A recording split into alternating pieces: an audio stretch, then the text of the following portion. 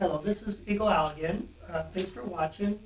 On this video, I would like to talk about basically how America is leaving its past ways of independence and being an exceptional country, being the country that everyone can look up to, we were the last country where all countries know if there's no hope, we can always go to America and have hope. America is steadily, rapidly becoming basically socialist. And a lot of people, if I just simply say the word socialist, you won't truly know what that means. You might have an extremely minimal understanding of the word. I'll give you a brief description. In socialism, the government decides everything. In socialism, you don't have a free market capitalism where one person has an idea and they work hard and they work hard, and the harder they work, the better they can do, and they can become innovative, and then their business can get bigger, and then they have the hope and the possibility of becoming someone great. Okay, here in America, any person, you can start out homeless, and if you do things right, in 10 years, you could be a multimillionaire and you can own your own company if you have the drive and the know-how and everything. But in a socialist country, and study the history of Russia, China, and the list goes on and on. In a socialist country, everybody is so-called equal, but they're all equally poor. They're all equally oppressed. In a socialist country, the purpose of the people is to basically be the producers for the high and mighty, the ruling elite, the less than 0.1%. In a socialism country, you're not independent, you're not independently free, you have only the rights that are handed to you by the authoritarians. Okay, America is very quickly becoming socialist, and once again, I can't go into a bunch of detail because no one's going to watch a 1-hour video, so research it. They want to get as many people on welfare as possible. It ain't just, well, someone feels that they need welfare and then they go apply and hope they get it. Our government is sending people out to making commercials and billboards and trying to talk people into getting on that welfare.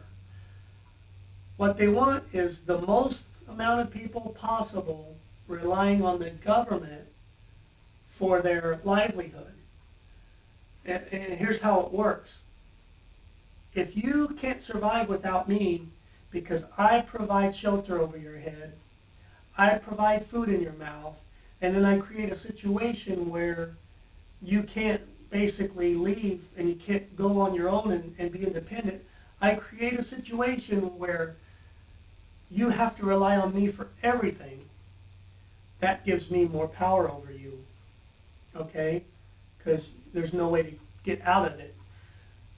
That's what our government is doing to us currently. They want everybody dependent on them for everything.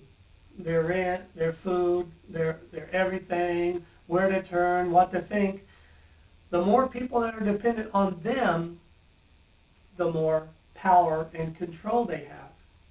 And it's mostly about power and control. It's about wealth, and it's about power and control.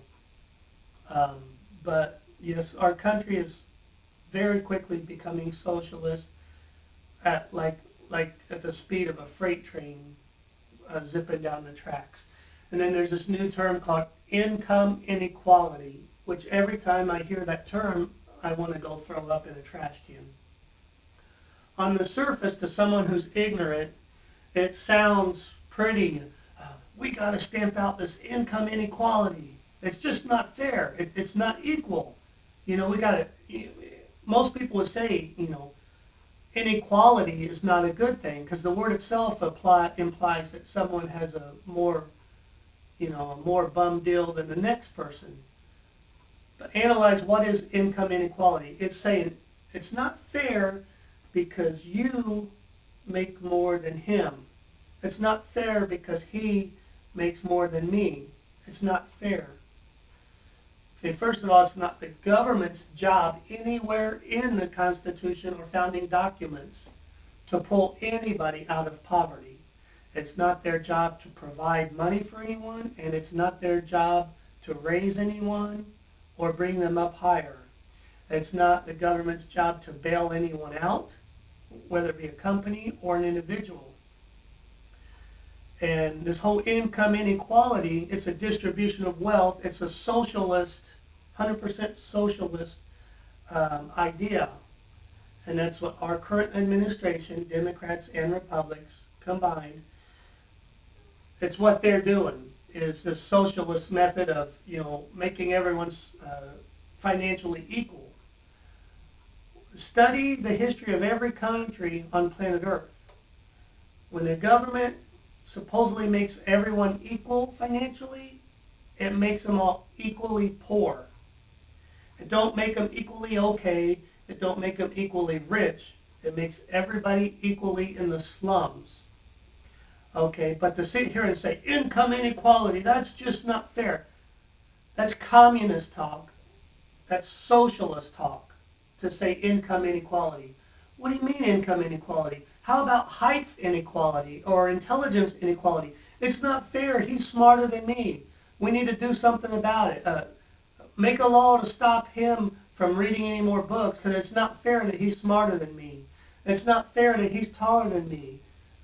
Give certain people with genetics drugs when they're young to stop them from growing taller, because it's not fair. Nobody should be taller than another person. Nobody should be smarter. Nobody should have more money than another person. Nowhere, anywhere is it said or stated that everyone is supposed to make the same amount of money. Some people try harder and they do better.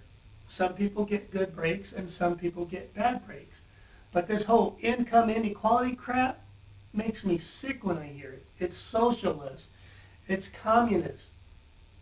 Everyone is not supposed to be equal on how much money they make, and it's for sure not the government's job to take steps and to make laws to bring other people down or to add to other people to bring them up. It's not morally correct, and it's not legally their job to take from certain people and then hand it to others. And most of the time when they do that, most of the time the people that they're handing to isn't even making an effort. And human nature will tell you, if you get something free every week, it takes away your motivation.